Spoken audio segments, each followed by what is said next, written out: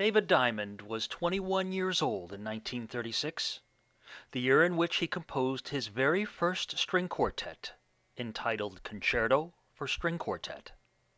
His exuberance and joy of writing for the medium could not be more evident from the downbeat. For these first few bars of music, what would become a body of 11 string quartets, he asks his players to play with unabashed enthusiasm and to play fortissimo for 38 bars.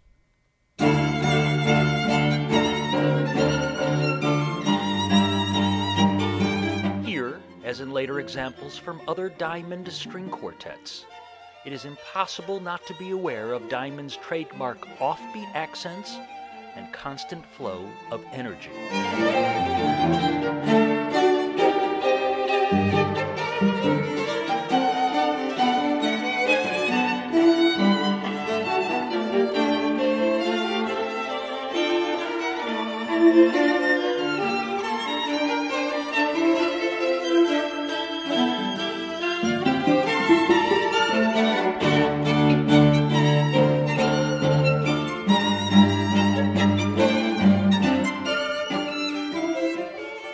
In bar 67, Diamond, a schooled string player himself, hands the melody over to the violist.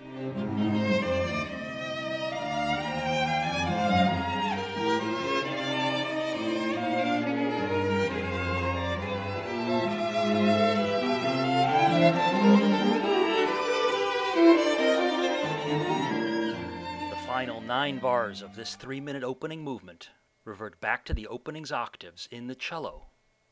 The movement ends forcefully and elatedly.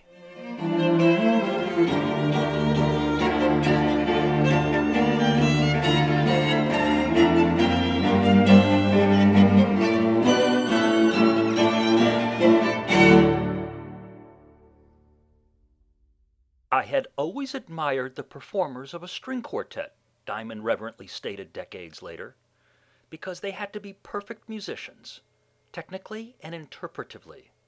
They were, for me, the peak. Diamond was living in Paris at the time, and the second movement, Capriccio Molto Vivo, sounds at times like a stroll through an appealing Paris square.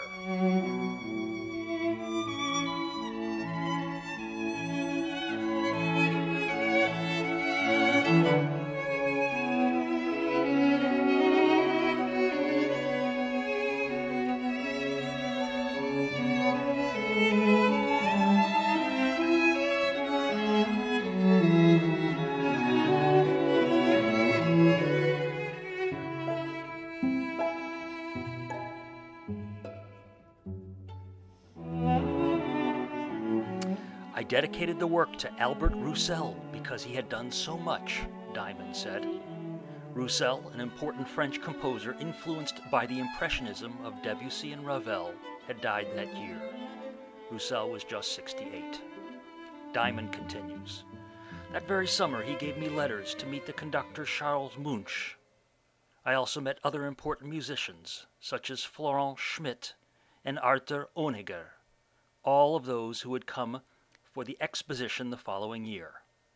Diamond speaks of the International Exposition dedicated to art and technology in modern life held in Paris from May through September of 1937. As it turned out, it was France's last pre-war occasion to sum up its preeminent place in culture and technology.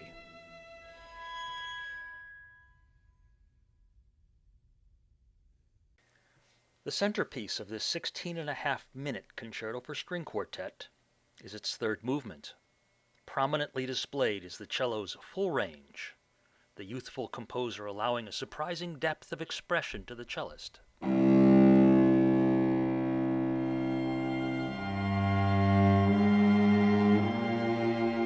This is without a doubt one of Diamond's most magnificently conceived movements for the cello.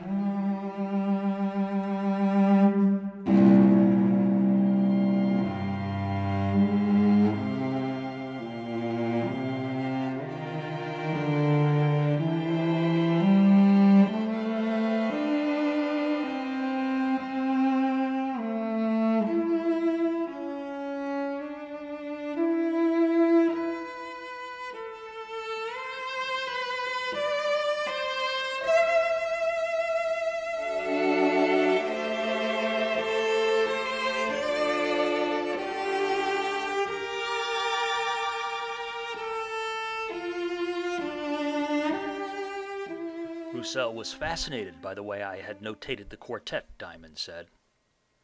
I had it on the usual 4 staves, but I thought since this is a concerto, and each movement is going to give one of the instruments of the quartet solo prominence, accompanied by the 3 others, I thought it would be a good idea to have the score with larger notes for the solo parts, and indeed, it was engraved that way as one sees it today.